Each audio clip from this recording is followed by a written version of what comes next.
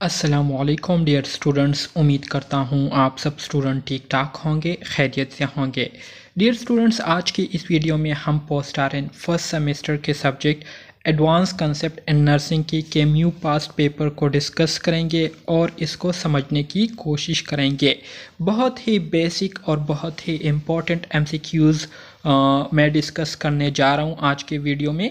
सो तमाम स्टूडेंट से गुजारिश है कि अगर आपने अभी तक चैनल को सब्सक्राइब नहीं किया हुआ तो चैनल को सब्सक्राइब करें, साथ ही बेल आइकन को दबाएं ताकि नए वीडियोस की नोटिफिकेशन आप दोस्तों को टाइम पर मिलती रहे। तो डियर स्टूडेंट्स, हमारे साथ एडवांस कॉन्सेप्ट इन नर्सिंग के एमसीक्यूज़ मौजूद है, जिसमें एमसीक्यूज़ नंबर 1 है, जिसमें कहते हैं कि the systematic problem solving approach The systematic problem-solving approach toward providing individualized nursing care is known as। कहते हैं कि हमारे साथ वो प्रोसेस जिसमें हम क्या करते हैं, एक सिस्टमेटिक तरीके से पेशेंट के जितने भी प्रॉब्लम होते हैं उसको हम सोल्व करने की कोशिश करते हैं और एक नर्सिंग केयर जो है हम उनको प्रोवाइड करते हैं। ठीक है, तो इस नर्सिंग केयर के ज़रिए हम उनके प्रॉब्लम जितने भी होते हैं हेल्थ के हवाले से, तो उसको स्टेप बाय स्टेप जो है हम सॉल्व करते हैं। तो ये हमारे साथ कौन सा प्रोसेस होता है जिसमें हम ये पूरा काम करते हैं? Nursing care plan, nursing process, nursing practice act या नर्सिंग डायग्नोसिस। तो करेक्ट ऑप्शन इसमें आपके पास क्या आएगा? नर्सिंग प्रोसेस आएगा। नर्सिंग प्रोसेस ये हमारे साथ एक ऐसा सिस्टमेटिक प्रॉब्लम सॉल्विंग अप्रोच है, ठीक है, तरीका है, मेथड है, जिसके ज़रिए हम क्या करते हैं, जो इंडिविजुअल होते हैं, जो फैमिलीज़ होती है या जो कम्युनिटी होती है, उनको हम क्या करते हैं, नर्सिंग केयर प्रोवाइड करते हैं। तो नर्सिंग प्रोसेस आपके पास क्या आएगा? सही ऑप्शन आएगा। MCQs 2 में कहते हैं the step of the nursing process including the systematic collection of all subjective and objective data about the client in which the nurse focuses holistically on the client physical, psychological, emotional, social culture and spiritual scar। कहते हैं कि nursing process का वो कौन सा step है जिसमें nurses क्या करते हैं, सिस्टमेटिक तरीके से पेशेंट के जितने भी सब्जेक्टिव और ऑब्जेक्टिव होती है, ठीक है, तो उसके हवाले से डेटा गैदर करते हैं, जिसमें नर्सेस जो है ख़ास तौर पर उन क्लाइंट के physical, psychological, emotional, socio culture और स्पिरिचुअल फैक्टर्स को क्या करते हैं, मद्देनज़र रखते हैं। तो ये हमारे साथ कौन से स्टेप में हम ये पूरा काम करते हैं? तो ये हमारे साथ नर्सिंग प्रोसेस का असेसमेंट स्टेप होता है, ठीक है, जो कि हमारे साथ सबसे पहला और सबसे मोस्ट इम्पॉर्टेंट स्टेप है नर्सिंग प्रोसेस का। अगर हम असेसमेंट नहीं करते, ठीक है, तो असेसमेंट के बगैर हमारे साथ नर्सिंग प्रोसेस जो है ये क्या है, नामुकम्मल है। तो ऑप्शन ए आपके पास इसमें क्या आएगा? सही आएगा।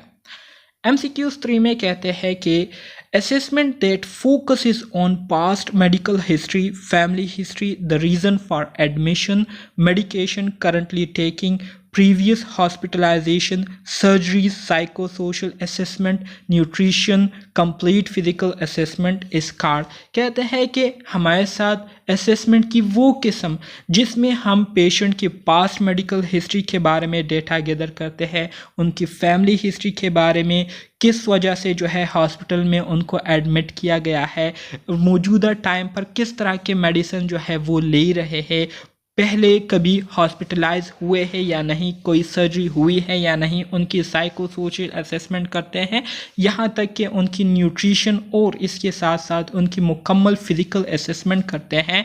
तो ये हमारे साथ असेसमेंट का कौन सा टाइप है जिसमें हम इस तरह का पूरा काम करते हैं? इनिशियल असेसमेंट, फोकस असेसमेंट या इमरजेंसी असेसमेंट? तो ये हमारे साथ इनिशियल असेसमेंट में होता है, ठीक है। इनिशियल असेसमेंट, इसको हम कंप्रीहेंशन असेसमेंट भी कहते हैं, ठीक है। जिस टाइम हमारे साथ पेशेंट एडमिट हो जाते हैं या जिस टाइम फर्स्ट टाइम हॉस्पिटल में आए होते हैं, तो उस टाइम हम उनसे ये पूरा डेटा जो है क्या करते हैं, कलेक्ट करते हैं। तो ऑप्शन ए आपके पास इसमें क्या आएगा? सही आएगा। MCQs 4 में कहते हैं कि this is the step of the nursing process where you do the PES। PES किसे कहते हैं? PES से मुराद P stand for problem, E stand for etiology and S stand for what? S stand for symptoms. तो nursing process का वो step जिसमें हम क्या करते हैं, प्रॉब्लम्स को आइडेंटिफाई करते हैं, उसके काजेस को आइडेंटिफाई करते हैं, उसके सिम्टम्स को आइडेंटिफाई करने की कोशिश करते हैं। तो ये हम कौन से स्टेप में करते हैं नर्सिंग प्रोसेस के? तो प्लानिंग स्टेप में तो हम क्या करते हैं, प्लानिंग करते हैं ना, उसमें तो हम ये चीज़ें आइडेंटिफाई नहीं करते। इम्प्लीमेंटेशन में हमने जो प्लानिंग की होती है उसको प्रैक्टिकली अप्लाई करते हैं। असेसमेंट में हम डेटा गैदर करते हैं। तो करेक्ट ऑप्शन आपके पास क्या है? करेक्ट ऑप्शन आपके पास ऑप्शन डी है, डायग्नोसिस। डायग्नोसिस में हम प्रॉब्लम्स को आइडेंटिफाई करते हैं, उसके एटियोलॉजी को आइडेंटिफाई करते हैं, उसके सिम्टम्स को आइडेंटिफाई करते हैं।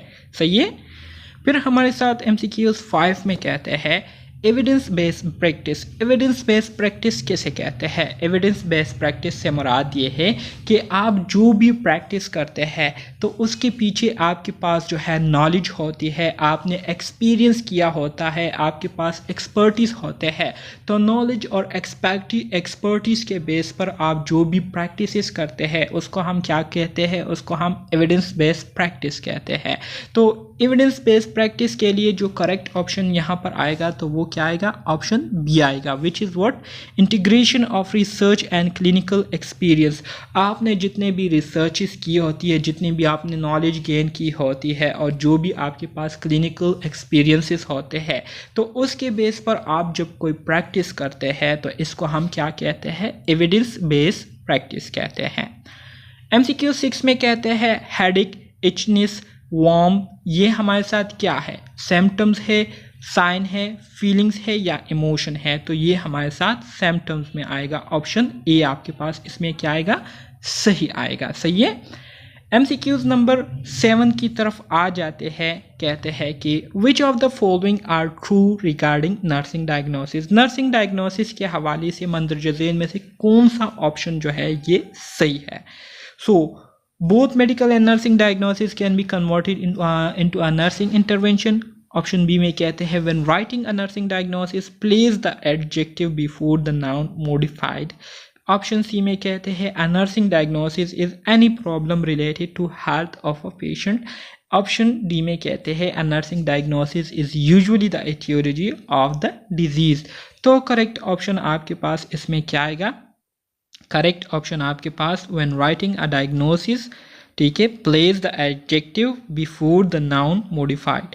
अच्छा जी, इसमें हमारे साथ ऑप्शन सी जो है करेक्ट आएगा। ठीक है, कोई भी प्रॉब्लम जो कि हेल्थ से रिलेटेड हो, पेशेंट के हेल्थ से रिलेटेड हो, उसको हम क्या कहेंगे? उसको हम नर्सिंग डायग्नोसिस कहेंगे। ऑप्शन सी आपके पास क्या आएगा? सही आएगा। फिर मज़ीद आगे बढ़ते हैं MCQs नंबर 8 की तरफ। MCQs 8 में कहते हैं assess person perception of stress and कॉपिंग strategy.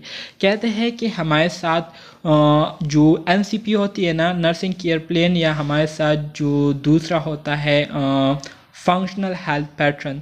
ठीक है, फंक्शनल हेल्थ पैटर्न में हमारे साथ मुख्तलिफ कंपोनेंट्स होते हैं। तो कहते हैं कि फंक्शनल हेल्थ पैटर्न का वो कंपोनेंट जिसमें हम क्या करते हैं, जिसमें हम पेशेंट के स्ट्रेस के हवाले से और कोपिंग स्ट्रेटजीज़ के हवाले से जो परसेप्शन होते हैं उसके बारे में डेटा गैदर करते हैं या उसको जानने की कोशिश करते हैं।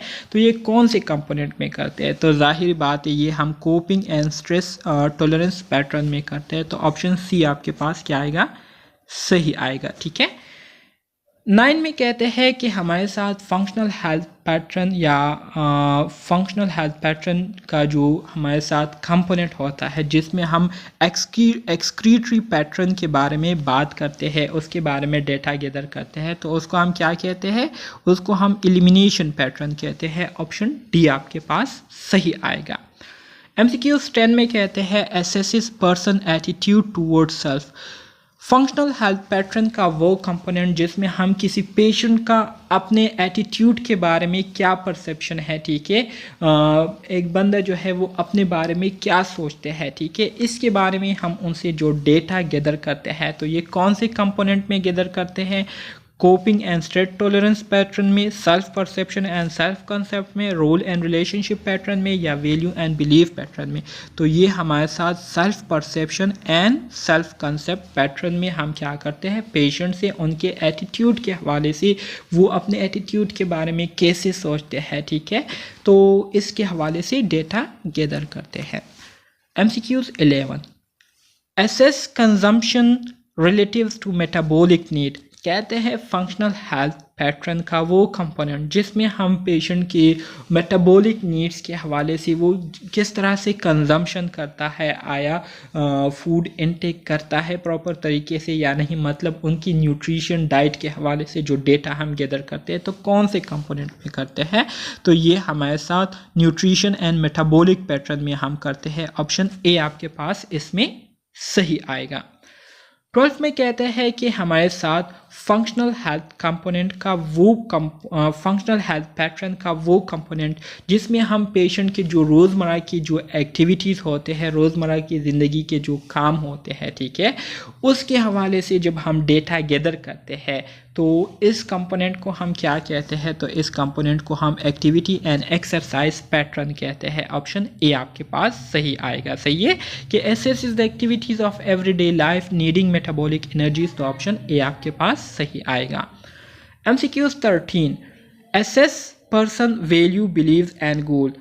फंक्शनल हेल्थ पैटर्न का वो कंपोनेंट जिसमें हम पेशेंट के वैल्यूज, बिलीव और गोल्स को जानने के बारे में डेटा गैदर करते हैं, ठीक है, उसकी असेसमेंट करते हैं कि किसी पेशेंट के लिए कौन कौन सी चीज़ें जो है इम्पोर्टेंस रखती है, उनके जो बिलीव सिस्टम है वो क्या है, उनके गोल्स कैसे है, ठीक है, इसको जानने की कोशिश करते हैं। तो ये हमारे साथ कौन सा कंपोनेंट आएगा, वैल्यू एंड बिलीव पैटर्न आएगा, सेल्फ परसेप्शन सेल्फ कंसेप्ट आएगा, या स्लीप एंड रेस्ट पैटर्न आएगा, या coping and stress tolerance pattern आएगा। तो इसमें आपके पास ऑप्शन ए जो है सही आएगा, जो कि हमारे साथ क्या है, value and belief pattern. MCQs 14 में कहते हैं assesses the ability to comprehend and use information and sensation। कहते हैं कि किसी भी पेशेंट की वो एबिलिटी जिसमें वो मुख्तलिफ़ किस्म के इंफॉर्मेशन को यूज़ करने की काबिलियत उसमें हो और उसको सेंस करने की काबिलियत जो है उसमें हो, उसको इंटरप्रेट करने की काबिलियत उसमें हो, तो फंक्शनल हेल्थ पैटर्न की कौन से कंपोनेंट में हम इसको एसेस करते हैं, तो ऑप्शन ए आपके पास इसमें सही आएगा, जो कि हमारे साथ कॉग्निशन एंड परसेप्शन पैटर्न है, ठीक है, कॉग्निशन एंड परसेप्शन पैटर्न में हम इसको एसेस करते हैं। MCQ 15, intervention could have dash type. Intervention के हमारे साथ कितने टाइप्स है, इंटरवेंशन के हमारे साथ 3 टाइप्स है। ऑप्शन बी आपके पास क्या आएगा, सही आएगा। MCQ 16, collaborative intervention are therapies that require. ज़ाहिर बात इसके नाम से ही ज़ाहिर हो रहा है कोलैबोरेटिव इंटरवेंशन। कोलैबोरेटिव इंटरवेंशन से मुराद ये है कि ये वो थेरेपीज़ होते हैं जिसमें मुख्तलिफ हेल्थ केयर मेंबर्स जो है, मुख्तलिफ हेल्थ केयर स्टाफ जो है वो मिलजुल कर क्या कर रहे होते हैं, केयर दे रहे होते हैं पेशेंट को, तो इसको कोलैबोरेटिव इंटरवेंशन कहते हैं, ठीक है। तो ऑप्शन डी आपके पास इसमें क्या आएगा, सही आएगा, multiple health care. MCQ 17, the planning step of the nursing process include which of the following activities। कहते हैं कि हमारे साथ नर्सिंग प्रोसेस का वो स्टेप, मतलब जो प्लानिंग स्टेप होता है, तो इसमें मंदरजेल में से कौन से काम जो है हम करते हैं प्लानिंग स्टेप में, ठीक है। तो इसमें हम जो काम करते हैं तो वो ऑप्शन डी आएगा, मतलब setting goals and selective intervention. हम क्या करते हैं, पेशेंट को हमने किस तरह से ट्रीटमेंट देनी है, ठीक है, और जो ट्रीटमेंट देंगे तो हमारा जो ट्रीटमेंट देने का मकसद है वो क्या होना चाहिए, ठीक है। तो प्लानिंग में हम क्या करते हैं, अपने लिए गोल्स जो है उसको सेट करते हैं और उसके लिए किस तरह से हम इस गोल्स को अचीव करेंगे, तो वो मेथड जो है हम क्या करते हैं, सेलेक्ट करते हैं। तो MCQ 17 में आपके पास क्या आएगा, MCQ 17 में आपके पास ऑप्शन डी आएगा, ठीक है, option D setting goals and selecting intervention. 18 में कहते हैं a history of smoking, abnormal permanent enlargement of the alveoli, cough and dyspnea suggest।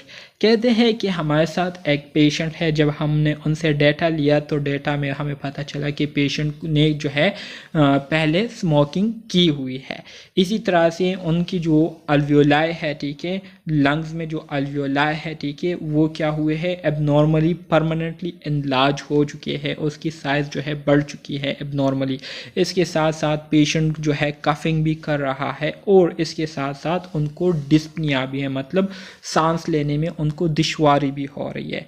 तो ये हमें कौन सी कंडीशन को सजेस्ट कर रही है कि पेशेंट को क्या प्रॉब्लम हो सकती है। अस्थमा हो सकता है, एम्फिसीमा हो सकती है, क्रॉनिक ब्रोंकाइटिस हो सकता है, या ऑब्स्ट्रक्टिव स्लीप एपनिया हो सकती है।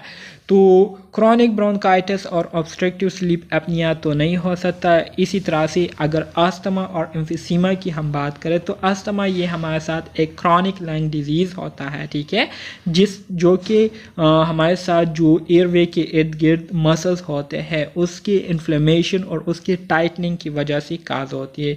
जबकि एम्फिसीमा जो है ये हमारे साथ क्या आता है, इसमें करेक्ट आता है। ऑप्शन बी आपके पास इसमें क्या आएगा, सही आएगा। तो ये हमारे साथ क्या है, एम्फिसीमा है। Option B is correct. MCQs नंबर 19 की तरफ आ जाते हैं। MCQs नंबर 19 में कहते हैं कि the step of nursing process include the systematic collection of all subjective objective data about the client, which the nurse focuses holistically on the client physical, psychological, emotional, socio-culture and spiritual। तो ये हमारे साथ initial assessment में आएगी। Option A वही MCQs था, ठीक है। MCQs 20 Environmental risk factors for the development of asthma include। कहते हैं कि मंदरजा झेल में से कौन से इन्वायरमेंटल रिस्क फैक्टर हो सकते हैं जिसकी वजह से अस्थमा जो है वो पेशेंट को हो सकती है। तो सोशियो इकोनॉमिक स्टेटस, ठीक है, जिसमें पेशेंट की माशी और माशरती जो हालात है उसको देखते हैं। एलर्जन एक्सपोजर, किसी एलर्जी को जो है वो एक्सपोज हो जाए, ठीक है, या कोई दूसरा बंदा सिगरेट स्मोकिंग कर रहा हो और उसके साथ ये साथ बैठे हुए हो और वो उनके मुंह से जो धुआं निकल रहा होता है उसको क्या कर रहा है, ये बंदा क्या कर रहा है, इनहेल कर रहा है, ठीक है। Hand tobacco smoke at infancy में किया हुआ है। तो कौन से फैक्टर्स आ सकते हैं जिसकी वजह से पेशेंट को अस्थमा हो सकती है। तो इसमें ऑप्शन डी आपके पास क्या आएगा, सही आएगा। इसमें ये तमाम आ सकते हैं। MCQs 21 What is true about people with chronic obstructive pulmonary disease। कहते हैं कि वो पेशेंट जिनको क्रॉनिक ऑब्स्ट्रक्टिव पल्मोनरी डिजीज़ हुआ होता है, जो कि हमारे साथ एक रिस्पायरेटरी लंग डिसऑर्डर है, ठीक है, तो इसमें क्या होता है, ठीक है, जब किसी को क्रॉनिक ऑब्स्ट्रक्टिव पल्मोनरी डिजीज़ हो जाता है तो इसमें ज़्यादातर पेशेंट क्या फील करते हैं, क्या कंडीशन होती है इनकी। तो इसमें आपके पास जो करेक्ट आएगा वो ऑप्शन बी आएगा। ऑप्शन बी में क्या कहते हैं, इसमें कहते हैं कि people with chronic obstructive pulmonary disease burn more calories। Burn more calories से मुराद ये है कि ज़ाहिरी बात है इनको डिस्पनिया हो रही होती है, ठीक है, डिफ़िकल्टी इन ब्रीथिंग, सांस लेने में उनको दुश्वारी होती है। इस वजह से शॉर्टनेस ऑफ ब्रीथ इनको होती है। शॉर्टनेस ऑफ ब्रीथ होने की वजह से इनका रिस्पायरेटरी रेट जो है वो बहुत ज़्यादा इंक्रीज़ रहता है। रिस्पायरेटरी रेट इंक्रीज़ होने की वजह से जो हार्ट रेट है वो इंक्रीज़ होता है। हार्ट रेट इंक्रीज़ होने की वजह से हार्ट जो है वो कंट्रैक्शन रिलैक्सेशन बहुत जल्दी कर रहा होता है, तेज़ी के साथ कर रहा होता है, और इस प्रोसेस को करने के लिए हार्ट को ज़्यादा से ज़्यादा एनर्जी की ज़रूरत होती है। तो इस वजह से वो पेशेंट जिनको क्रॉनिक ऑब्स्ट्रक्टिव पल्मोनरी डिजीज़ होती है वो क्या करते हैं, नॉर्मल के बनिस्बत ज़्यादा कैलोरीज जो है वो क्या करते हैं, यूज़ करते हैं। तो ऑप्शन बी आपके पास सही आएगा इसमें। MCQs 22 में कहते हैं कि identify non modifiable risk factors. कहते हैं कि वो रिस्क फैक्टर जिसको हम चेंज नहीं कर सकते, जिसको हम मॉडिफाई नहीं कर सकते, तो वो कौन से हैं। तो वो आपके पास जेंडर आता है, ठीक है, अगर आप मेल है तो मेल ही रहेंगे, फीमेल है तो फीमेल ही रहेंगे, ट्रांसजेंडर है तो ट्रांसजेंडर ही रहेंगे। तो ये वो फैक्टर्स है जिसको हम मॉडिफाई नहीं कर सकते। सही है, ऑप्शन बी। फिर मज़ीद आगे बढ़ते हैं 23 की तरफ, जिसमें कहते हैं कि walls do not close properly blood flow backward through a valve scar. कहते हैं कि वो कंडीशन जिसमें हार्ट के जो वाल्व होते हैं या कोई भी जो वाल्व है वो प्रॉपर तरीके से क्लोज नहीं हो पाते, जिसकी वजह से जो फ्लूइड एक्यूमुलेट जो फ्लूइड होता है तो वो बैकवर्ड फ्लो करता है, वापस आता है वाल्व में, ठीक है। वाल्व के थ्रू जो है वो दोबारा से जहाँ से गए थे वहाँ दोबारा वापस आते हैं, बैक फ्लो करती है। तो इस प्रोसेस, इस कंडीशन को क्या कहेंगे? इस कंडीशन को हम रिगर्गिटेशन कहेंगे। रिगर्गिटेशन ये वो कंडीशन होती है जिसमें जो वाल्व होते हैं वो प्रॉपरली काम करना छोड़ देते हैं, जिसकी वजह से उसकी वजह से फिर क्या होता है? बैकवर्ड फ्लो होती है। तो ऑप्शन बी आपके पास इसमें क्या आएगा? सही आएगा। MCQs 23 में सही है। 24 में कहते हैं the step begin after the care plan has been made. This is the step where the nurse perform the intervention as mean of achieving goal. कहते हैं कि नर्सिंग प्रोसेस का हमारे साथ वो स्टेप जो कि प्लानिंग जब हम कर लेते हैं तो प्लानिंग के बाद उसको हम उस स्टेप को शुरू करते हैं, जिसमें हम क्या करते हैं? अपने गोल्स को अचीव करने के लिए मुख्तलिफ टेक्निक्स अप्लाई करते हैं, मुख्तलिफ एक्शन परफॉर्म करते हैं। तो इसको हम क्या कहेंगे? प्लानिंग कहेंगे, असेसमेंट कहेंगे, डायग्नोसिस कहेंगे या इम्प्लीमेंटेशन कहेंगे। तो ये हमारे साथ इम्प्लीमेंटेशन आएगा, option D. MCQs 25 which one is the most common cause of the lower gastrointestinal bleed under 50 years of age। कहते हैं कि 50 साल से कम उम्र के जो लोग होते हैं तो उनके लोअर गैस्ट्रो इंटेस्टिनल जो ब्लीडिंग होती है तो इसका सबसे कॉमन वजह क्या होती है? Anal fissure, benign polyps, haemorrhoids, inflammatory bowel disease. तो इसमें आपके पास कौन सा कॉमन वजह हो सकती है जिसकी वजह से लोअर गैस्ट्रो इंटेस्टिनल ट्रैक्ट में क्या होती है? ब्लीडिंग होती है 50 साल की कम उम्र के लोगों में, ठीक है।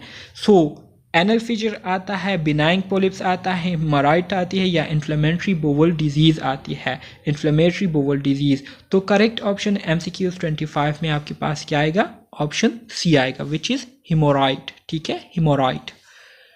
26 में कहते हैं मोस्ट कॉमन टाइप ऑफ गाल स्टोन। गाल स्टोन की जो हमारे साथ सबसे मोस्ट कॉमन टाइप है जो कि कॉमनली ज़्यादातर लोगों को वही टाइप ऑफ गाल स्टोन होती है, तो वो कौन सी है? Cholesterol stone, pure cholesterol stone, pigment stone या कैल्शियम बिलीरुबिनेट स्टोन।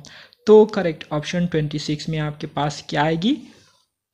MCQs 26 में आपके पास क्या आएगा? MCQs 26 में ऑप्शन ए आपके पास इसमें करेक्ट आएगा, ठीक है। कोलेस्ट्रोल स्टोन जो है ये आपके पास क्या आएगा? ऑप्शन ए जो है ये करेक्ट आएगा, ठीक है। गाल स्टोन की बात हो रही है, ठीक है, किडनी स्टोन की नहीं हो रही। अगर किडनी स्टोन की बात होती तो फिर हमारे साथ कैल्शियम ऑक्जेलेट आता, ठीक है। कैल्शियम ऑक्जेलेट से जो है सबसे कॉमनली स्टोन जो है किडनी में बनते हैं। यहाँ पर गाल ब्लैडर की बात हो रही तो गाल ब्लैडर में हमारे साथ कोलेस्ट्रोल होते हैं, वहाँ पर बाइल जूस होते हैं, ठीक है। तो कोलेस्ट्रोल स्टोन हमारे साथ आएगा। MCQs 27 में कहते हैं कि a patient is being transferred to surgery unit with acute cholecystitis, ठीक है। In report, the transferring nurse tells that the patient has a positive Murphy sign. What this means? कहते हैं कि एक पेशेंट थे जिनको सर्जरी के लिए जो है ट्रांसफ़र किया जा रहा था सर्जरी यूनिट में, और इस पेशेंट को जो है एक्यूट कोलीसिस्टाइटिस हुआ था, ठीक है। मतलब inflammation in the gall bladder इनको हुई थी। इसके साथ साथ जब इनको ट्रांसफ़र कर रहे थे तो नर्स ने ये बताया कि पेशेंट में जो है मर्फी साइन जो थे वो क्या थे? पॉजिटिव थे। तो मर्फी साइन से क्या मुराद है, ठीक है। तो 27 करेक्ट ऑप्शन आपके पास क्या आएगा? ऑप्शन बी आएगा। इससे मुराद ये है कि the patient stop breathing in when the examiner palpate under the rib on the right upper side of the abdomen at the mid-clavicular line।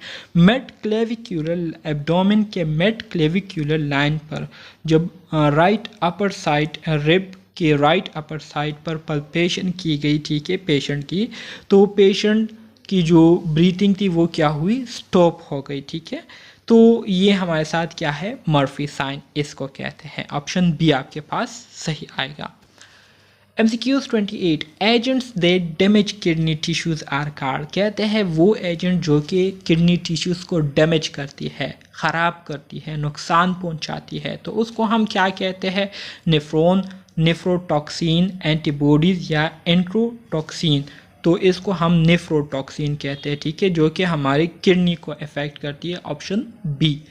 29 में कहते हैं client with renal failure should be on which type of diet. वो patient जिनके kidney जो है वो fail हो चुके हो, ठीक है, तो उनको हम किस तरह के डाइट पर रखते हैं? High protein, high carbohydrate, low calories, adequate calorie intake, high carbohydrate, limited protein, low carbohydrate, adequate calorie intake, या low calorie, limited protein, low carbohydrate. तो करेक्ट ऑप्शन 29 में आपके पास ऑप्शन बी आएगा, जो कि क्या है? Adequate calorie intake. सही है। High carbohydrate and limited protein, option B आपके पास सही आएगा।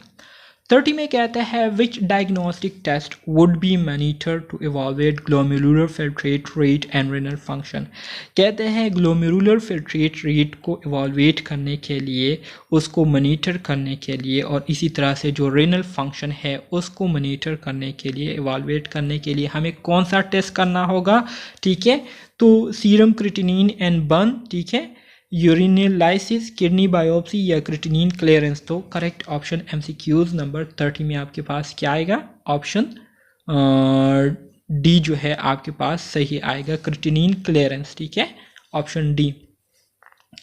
31 में कहते हैं, अच्छा जी, इसमें अब मुझे थोड़ी सी कन्फ्यूजन है, सीरम क्रिएटिनिन और बर्न लेवल को देखते हैं या क्रिएटिनिन क्लियरेंस को सिर्फ देखते हैं? तो अब मुझे इसमें कन्फ्यूजन है, लेकिन मुझे जो है क्रिएटिनिन लेवल ज़्यादा जो है ये लग रहा है, ऑप्शन डी।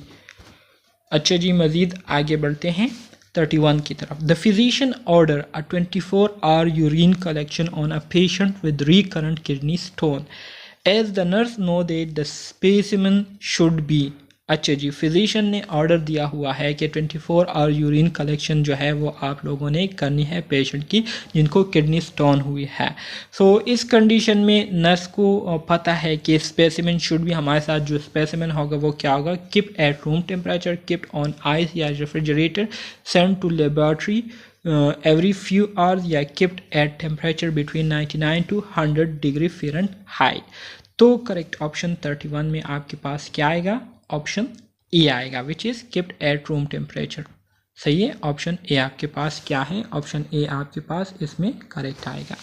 32 में कहते हैं which of the following are etiology of, ये क्या है? Uterovaginal prolapse. अच्छा जी, यूट्रोविजाइनल प्रोलेप्स के हमारे साथ मंदरज झेल में से काजेज़ बताए, इटियोलॉजी से मुराद वजूहात बताए। एजिंग की वजह से होता है, एस्ट्रोजन डिप्राइवेशन की वजह से होता है, इंट्रिंसिक कोलेजन एबनॉर्मेलिटीज़ की वजह से होता है, या ऑल ऑफ द अबव। तो 32 में फिर आपके पास क्या आएगा? All of the above. इन तीनों चीज़ों की वजह से यूट्रोविजाइनल प्रोलेप्स होता है। 33 में कहते हैं prolapse of uterus occur as a result of uterus. Prolapse किस वजह से होता है? Weakening of uterine wall, weakening of the bone, weakening of the pelvic musculature, या नन ऑफ दीज। तो करेक्ट ऑप्शन 33 में आपके पास क्या आएगा? ऑप्शन सी आएगा, weakening of the pelvic musculature. Pelvic musculature weak होने की वजह से प्रोलेप्स ऑफ यूट्रस काज होती है। 34 में कहते हैं which of the following is correct in relation to nephrotic syndrome. कहते हैं मंजिल में से नेफ्रोटिक सिंड्रोम के हवाले से कौन सी स्टेटमेंट जो है ठीक है? तो 34 में आपके पास करेक्ट ऑप्शन क्या आएंगी? ऑप्शन ए आएंगी, विच इज़, जो कि क्या है हमारे साथ? There is alteration to serum lipid level volume. Serum lipid level में क्या आ जाता है? चेंजेस आ जाते हैं जब नेफ्रोटिक सिंड्रोम होता है। 35 में कहते हैं bone of composed of calcium and bone जो है ये हमारे साथ किस चीज़ से बनते हैं? कैल्शियम, और दूसरा हमारे साथ क्या होता है?